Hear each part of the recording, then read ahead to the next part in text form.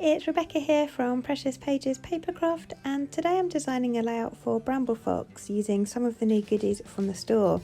So I'm going to be using the Zest for Life title. I love that yellow colour.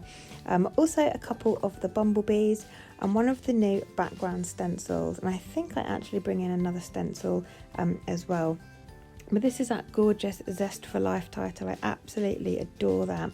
And as soon as I saw the yellow, it made me think of the Simple Vintage Lemon Twist collection, which I have loads of. It's one of my favourite collections. So I've pulled that out, and I've got some circles from the patterned papers in different sizes. And I'm just having a play now, trying to decide how I want them to sit on the page. I started off with a photo in the centre and all the circles kind of clustered around it, but wasn't really feeling that. So in the end I just kind of overlapped a couple of the circles, laid them up kind of offset and popped them in 3 different areas, and decided actually I quite liked that. It was a bit different, something I've not really done before, but I thought that having my title in the middle would kind of nicely bring everything together so it didn't look like sort of 3 random areas. So I've just trimmed one of my circles down to make it slightly smaller, and this is kind of the look I'm going to go for, and that title in the middle. And I've been careful to pick out pattern papers that have bumblebees on because I want to use a couple of these gorgeous Bramble Fox bees. So I've got that yellow and the white paper have both got bees on, and then I've got some butterflies and some florals as well. So the bumblebees come in a set of, we get black ones and yellow ones. So I'm just going to use the black on this layout because the yellow ones were a different yellow to my title. So I wanted to kind of keep the different yellows minimal, because the yellows in the pattern papers are also a bit different to the title. So I didn't want too many shades of yellow. So I've gone for the black bees. I'm just getting the circles stuck together at the moment because I want to draw around them on my background to enable me to get my stenciling in place. I like to be able to see where I want my stenciling to go, rather than just stenciling in random areas and then bringing things back on and realising I've come out too wide, or I haven't done enough. I just like to see the area I'm working with. So that's kind of how my layout is going to look. And this new star stencil I've got, it's so gorgeous. There are 4 new ones coming to the store. They might already be uploaded to the website before this video goes live. It all just depends on when things go live and when things get updated. But there are 4 of them. So there's stars, circles, hexagons, and then little like crosses or plus signs. And they are fantastic. I absolutely adore all of them. So I definitely wanted to use this. This is my first play with this stencil. And initially I pulled out a distress ink in mustard seed, but it wasn't quite dark enough, and it's quite a dry ink pad. I probably need to re-ink it, to be honest, but it meant I was going to have to push quite hard with my brush. And this stencil, as you can see, it's a lot more intricate than some of the other ones that Bramble Fox do, so I didn't want to be pressing too hard with my brush. So I swapped that out for a Distress Oxide in Fossilised Amber instead, and that colour actually matches my title really nicely. So I'm just adding that stenciling in some areas, and I've gone for the yellow here, and I was starting to think, actually there's a little bit too much yellow on this page. So I added some more, as you do, because in the back of my mind now I'm formulating a plan of what I'm going to do to darken that yellow up a little bit. So I'm going to add some black splatters, and for that I'm using a black acrylic paint, just a cheap one from Hobbycraft, and I use my trusty Bramble Fox packaging and just add a little bit to that, spray some water on and mix it up, and then just apply that with my paintbrush.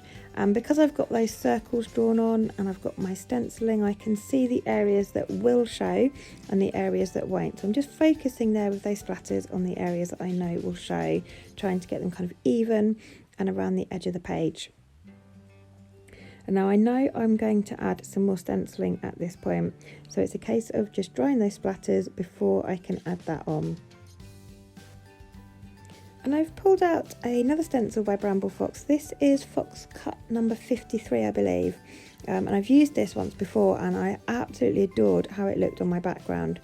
So I've decided I'm going to add some small areas of this stenciling using a black ink. Now I've pulled out my distress ink in black soot. It's not as dark as my Stays On ink, and the other reason I used this as opposed to my Stays On is because I knew Stays On would stain my stencil, and I just can't deal with that.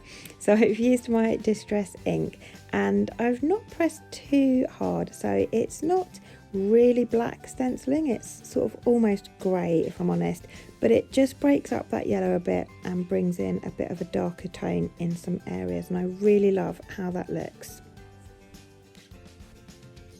And now I'm happy with that background, I'm going to go ahead and get things stuck down. So I've got my circles stuck down flat to my background, and my photo I've raised up on foam like I always like to do, just to help keep it the focal point and the centre of the page. Your eye is really drawn to it with some foam behind it if it's raised up. Because my title is ever so slightly going to overlap my photo, it means that I need to add some foam to the bottom half of the title so that it's got some contact with my background and kind of like a flat surface to stick to.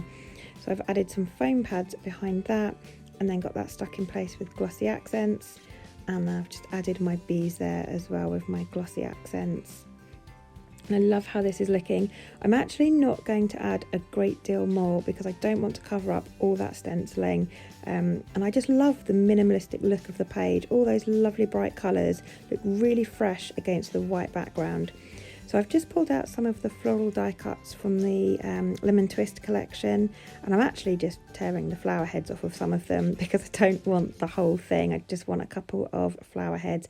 I've got lots of yellow and black on my background, but this gorgeous kind of like turquoisey blue colour appears in the darker pattern papers, so I wanted to have a little bit more of that on the page, and these flowers were a fantastic way to add that on.